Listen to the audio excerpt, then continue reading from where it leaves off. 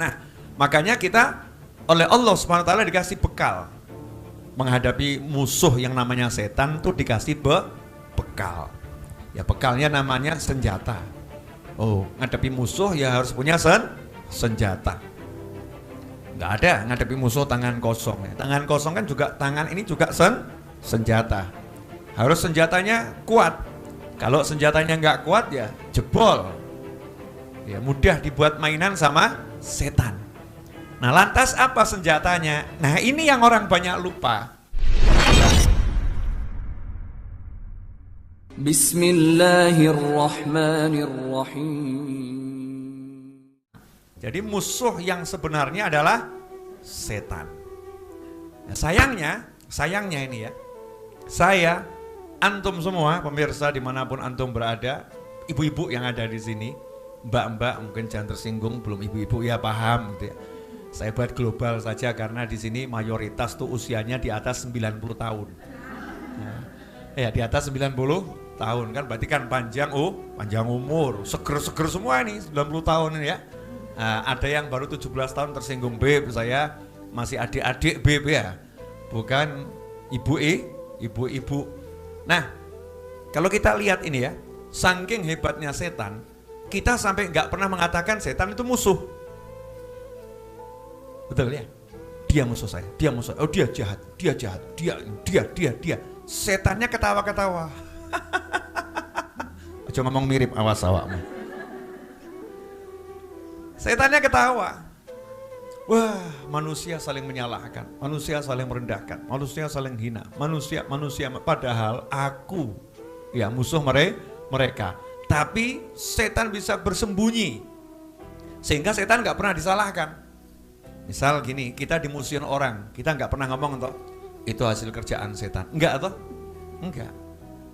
Padahal itu hasil kerjaan setan. Karena manusia itu dalam keadaan fitrah, bersih. Ya manusia itu suci. Manusia itu taat pada Allah Subhanahu wa ta'ala. Kalau ketempelan setan, baru manusia itu bermasalah.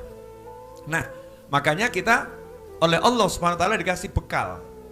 Menghadapi musuh yang namanya setan tuh dikasih bekal. Ya bekalnya namanya senjata. Oh, ngadepi musuh ya harus punya senjata. Nggak ada ngadepi musuh tangan kosong. Tangan kosong kan juga, tangan ini juga senjata. Harus senjatanya kuat. Kalau senjatanya nggak kuat ya jebol. Ya mudah dibuat mainan sama setan. Nah lantas apa senjatanya? Nah ini yang orang banyak lupa. Sudah dikasih tahu oleh Nabi Muhammad SAW, ad-du'a silahul mu'min. Doa itu senjatanya mukmin. Jadi senjata kita adalah doa. Menghadapi orang iri, bukan orangnya yang kita musuhin. Karena orang iri itu lagi dikerjain sama setan. Berarti kita harus menggunakan senjata namanya doa. Bukan iri dibalas dengan dengki, bukan kebencian dibalas dengan permusuhan, tapi balasannya adalah dengan doa. Maka doa itu macam-macam. Ada yang namanya tahsin, ya doa benteng diri. Ya ada yang namanya ta'widz, untuk melindungi diri. Suratnya ada khusus sama Allah Ta'ala, kita dikasih surat khusus untuk ta'widz, al-mu'awwidzat, al-ikhlas, al-falak, an-nas, gabung jadi satu ya. Walaupun ta'widnya itu al-falak sama an-nas, tapi al-ikhlasnya enggak ditinggalkan. Di antaranya itu ada ayat-ayat yang digunakan khusus untuk ngusir setan. Tapi jangan setannya manusia ya. Kalau setannya udah nempel di manusia, dibacain enggak hilang-hilang itu. Ayat kursi. Ya ayat kursi. Siapa mau tidur baca ayat kursi, setan enggak akan mendekati. Ternyata setannya wujudnya istri. Ya, mau tidur istrinya ngajak gunjing, ngajak ngerasani. Ini kan istrinya lagi ketempel setan. Dibacakan ayat kursi, tambah kesetanan. Jangan istri lagi ngajak ngerasanin kemudian Allahu la ilaha illa wal hayyul qayyum. Jangan kamu gituin. Marah istrinya. Kalau setannya udah nempel ke manusia, ya kita dalam hati zikir terus yang banyak agar setan yang nempel ke suami atau ke istri segera menyingkir, sambil kita kemudian mengingatkan. Ya, kita mengingatkan, dosa lo jangan, tapi hati terus minta tolong pada Allah Subhanahu wa ta'ala, karena sebetulnya ini lagi dipakai oleh setan. Doa. Nah, doa ini senjatanya mukmin. Karena itu kalau kita lihat orang-orang terdahulu hidupnya itu nyangoni dongo dan cari sangu namanya dongo. Orang-orang terdahulu itu membekali dengan doa dan mencari bekal yang namanya doa. Contoh misalnya kita tahu orang-orang tua terdahulu ya orang-orang tua terdahulu selalu mengatakan ojo lali gitu ya. Jangan lupa akeh-akeh olehmu zikir, yang banyak zikir. Sekarang kita cari orang tua yang mau nasehatin anaknya banyak-banyak zikir, itu sudah langka. Yang ada golek duit sing tenanan. Betul ya? Cari uang sungguh-sungguh, zamannya serba sulit. Perbanyak kamu buka toko online. Tapi nggak ada, jaranglah kalimat zikirmu yang banyak. Jangan lupa kamu mampir tempatnya Pak Yai, sowan ke sana. Kalau kamu dari misalnya Solo pergi Surabaya, cari Pak Yai di Surabaya siapa yang masyhur di sana, hadir majelisnya. Jangan lupa minta doa. Mana sekarang orang tua yang ngomong gini sama anaknya? Jangan lupa ya, mampir ke mall. Mumpung di sana lagi sale, ya masya Allah, lagi banyak diskon, mampir di sana. Ini ada orang tua begini ada. Tapi orang tua ngasih tahu, tuh di Surabaya, tuh di Solo, tuh di Bandung, tuh di Cirebon, misalnya, tuh di Jakarta, tuh di Banjarmasin, ya, tuh di Pontianak, tuh di Balikpapan. Tuh kalau kamu lagi di sana, tuh ada fulan, itu orang soleh, datang ke sana minta doa. Ini udah semakin langka, bukan nggak ada. Maksud saya udah minim, semakin langka, minta doa. Padahal kalau kita lihat baginda Muhammad sallallahu alaihi wasallam, Rasulullah SAW. Rasulullah ini kan ya sudah sumbernya segala macam doa itu kan muaranya pada Nabi Muhammad SAW. Kalau kita doa nggak diawali sholawat, doanya nggak kepake. Sepanjang apapun, sehebat apapun doa itu kalau nggak dibuka dengan sholawat, nggak ditutup dengan sholawat, ditolak sama Allah Ta'ala. Allah nggak akan terima doa yang Nabi nggak ikut di dalamnya. Allahumma sholli wa sallim alaihi. Allah nggak akan terima doa yang Nabi Muhammad SAW tidak diikutkan di dalamnya. Allahumma sholli wa sallim alaihi. Ditolak sama Allah Subhanahu wa Ta'ala. Tapi Rasulullah SAW apakah mengatakan, aku nggak butuh didoakan, aku kekasih Allah, aku udah yang paling luar biasa? Apakah seperti itu? Tidak. Bahkan Nabi Muhammad SAW pada puncak tingkat kemuliaan di sisi Allah SWT, ketika Sayyidina Umar bin Khattab radhiyallahu anhu pamit mau berangkat umrah, apa ucapan Nabi Muhammad SAW? Ya akhi, di riwayat yang lain ya ukhayya, duhai saudaraku terkasih. Ya, duhai saudaraku terkasih.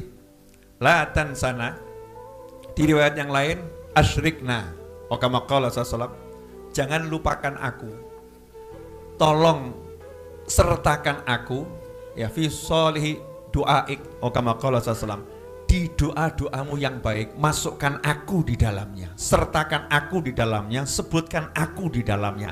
Kalau bahasa bebasnya coro janipun ya, tolong doakan saya, jangan lupa mendoakan saya. Kalau kamu nanti umroh, kamu ndonga, tolong saya juga didoakan. Itu Nabi Muhammad SAW. Masih cari doanya orang lain, meskipun beliau pada tingkat kemuliaan yang paling tinggi. Nah sekarang ini apa yang dijalankan Nabi Muhammad SAW seringkali tidak kita lakukan. Ini sungguh-sungguh ya, bukan basa-basi ya. Nah, kalau kita kan minta doa ya kita loh ya, jangan nuduh orang lain. Kalau kita ini kan seringnya basa-basi, ojo lali ya dongakno, kan cuman ya pemanis kata-kata, obrolannya berodok pantas gitu ya. Tapi yang sungguh-sungguh dari hati, tolong doakan saya. meyakini orang ini orang soleh, meyakini orang ini orang yang punya pangkat di sisi Allah Ta'ala, meyakini orang ini doanya mustajab, dikabulkan Allah Subhanahu wa Ta'ala. Itu yang namanya kita minta doa dari orang lain. Nah, kenapa kita dianjurkan minta doa dari orang lain? Karena kita nggak tahu. Katanya Imam Ja'far Shadiq radhiyallahu anhu, itu diantaranya ada kalimat beliau mengatakan, kita tidak pernah tahu dari lisan mana yang diterima sama Allah doanya. Jangan-jangan orang yang kita anggap ibadahnya biasa, tapi doanya diterima sama Allah Subhanahu wa Ta'ala. Kadang-kadang yang kita pandang tuh ibadahnya luar biasa, doanya nggak diterima karena punya masalah. Ya, mungkin ada rezekinya yang haram, mungkin dia mutuskan tali silaturahim kita nggak tahu. Ya, doanya nyandet gitu, nggak nyampe, nembus langit tuh nggak nyembus. Tapi ada orang-orang yang biasa, tapi doanya luar biasa. Nah, karena senjata kita dalam hidup ini doa, maka doa harus banyak, jangan sedikit. Ada doa yang kita baca setiap pagi rutin, ada doa yang kita baca setiap sore rutin, ada doa yang kita baca setiap bangun malam rutin. Itu orang kalau bangun malam baca doa ini maka dia termasuk wali abdal kalau saya nggak salah ya, tingkatan wali yang tinggi. Ya, tingkatan wali yang tinggi. Allahumma ighfir li ummati sayyidina Muhammad, Allahumma arham mata sayyidina Muhammad, Allahumma astur mata sayyidina Muhammad, Allahumma jibur mata sayyidina Muhammad, Allahumma farij an ummati sayyidina Muhammad, Allahumma afsulih ummata sayyidina Muhammad, Allahumma ja'alna min khiyari ummati sayyidina Muhammad SAW. Kurang lebih seperti itu, banyak versinya. Ya, siapa yang mendoakan umatnya Nabi Muhammad SAW itu di malam hari saat orang lagi tidur, nggak ada orang yang tahu, maka dia termasuk wali yang tingkatannya tinggi. Berkat doanya ini.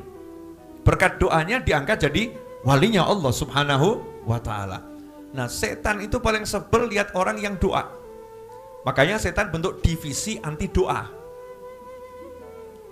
yang bisik-bisikin orang agar tidak berdoa. Cek, habis sholat itu semangat doa atau agak males? Semangat, tapi terus ngendor. Ada setannya, cukup. Tunggu nih, gak usah doa. Ya kan? Gak usah panjang. Ya kalau ibu-ibu saya yakin, masya Allah setannya udah kau semangat.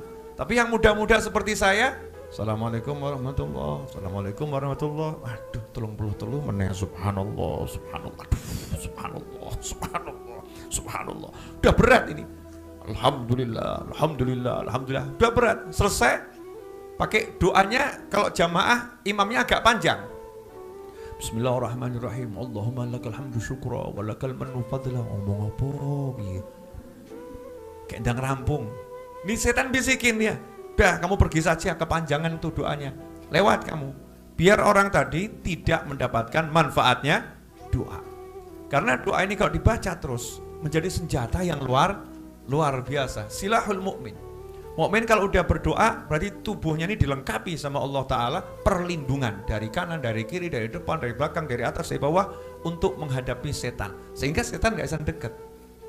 Makanya kalau dicek ya, bangun tidur suruh doa, masuk kamar mandi suruh doa, keluar kamar mandi suruh doa, mau makan suruh doa, selesai makan suruh doa, mau duduk suruh doa, bangun dari duduk disuruh doa, duduk di kendaraan ada doanya sendiri, mulai jalan ada doanya lagi, keluar dari rumah suruh doa, masuk rumah suruh doa, masuk pasar, mall dan semisalnya suruh doa.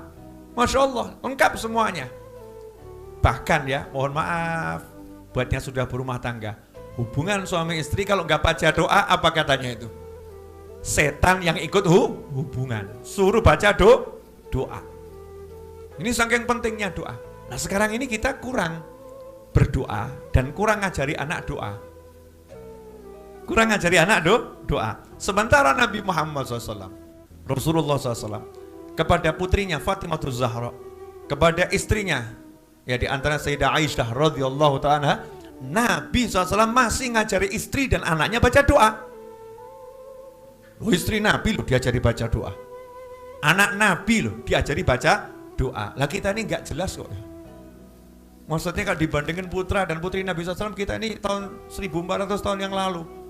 Kita ini ya nggak jelas toh ya, kondisi keimanan kita nggak jelas, amal kita nggak jelas. Maksud saya itu, iman kita ini ya kalau pas duitnya banyak, imannya kenceng. Alhamdulillah ini cocok nih. Jadi rajin sholat kok kemudian iman rezekinya banyak. Oh ini sholat bagus. Sholat terus rezekinya semakin hancur. Itu bisa gembos tuh imannya itu. Bisa goyang itu. Dibisiki setan macam-macam. Nah kita yang ibadahnya nggak jelas ini ya, nggak jelas. Kok kurang berdoa. Sementara Nabi Muhammad SAW yang udah dijamin masuk surga dan keluarganya, istrinya, anaknya, anak beliau SAW yang jelas dapat syafaat Nabi Muhammad SAW, yang ibadahnya juga luar biasa, masih diajari baca doa, diwanti-wanti. Loh kok kita sama anak kita ayam-ayam saja. Coba kalau naik mobil, naik motor, ya naik bus, naik becak, naik andong, tuh mbok noleh sama anak langsung baca doanya dulu, sudah belum? Bukan sabuk pengamannya. Betul sabuk pengamannya, betul. Tapi nomor satu doanya dulu, baru sabuk pengaman. Karena pengaman yang paling hebat adalah doa, bukan sabuknya. Sabuk pakai diingatkan, tapi doa nomor satu. Mau makan, ya doanya dulu jangan lupa. Jangan enak dah. Ya enak enggak. Cuma nanya enak enggak gitu ya. Doanya sudah atau belum? Ingatkan nih doa, bangun tidur melek. Mungkin ngoletnya Masya Allah. Apa itu bahasa Inggrisnya ngolet apa itu? Stretching. Iya, stretching dulu. Wah, ngolet, stretching. Masya Allah itu, stretching dan ngoletnya. Ditanya, udah baca doa belum? Belum. Doanya dulu. Alhamdulilladzi ahyana ba'dama amatana wa ilaihin nusyur. Suami nanya sama istrinya, bangun tidur, kopi. Saya ini misalnya ya. Kopinya, siapkan kopi, ya. Atau teh atau apa ya. Istri ngomong lah, udah doa belum?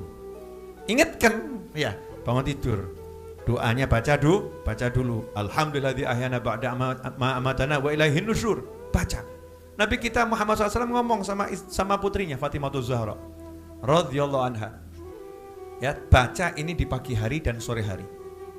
Baca ini di pagi hari dan sore hari. Ya Hayyu ya Qayyum bi rahmatika astaghits aslih li sya'ni kullahu wa la takilni ila nafsi tarfata ain. Di riwayat yang lain, ya Hayyu ya Qayyum bi rahmatika astaghits ya wa min adzabika astajir aslih li sya'ni kullahu wa la takilni ila nafsi tarfata ain. Baca ini pagi dan sore. Wong putri Nabi aja masih disuruh baca doa. Banyak itu kalau kita lihat doa-doa yang diajarkan Nabi kepada istrinya, ya diajarkan Nabi kepada putrinya. Nanti ada sahabat yang diajarin Nabi juga baca doa. Kita nggak ngomong ke sahabat lah, keluarganya. Nabi Muhammad SAW masih ngajarin keluarganya baca doa. Lah kok kita nggak nyontoh ya? Contoh ngajari anak kita baca doa ini, jangan lupa.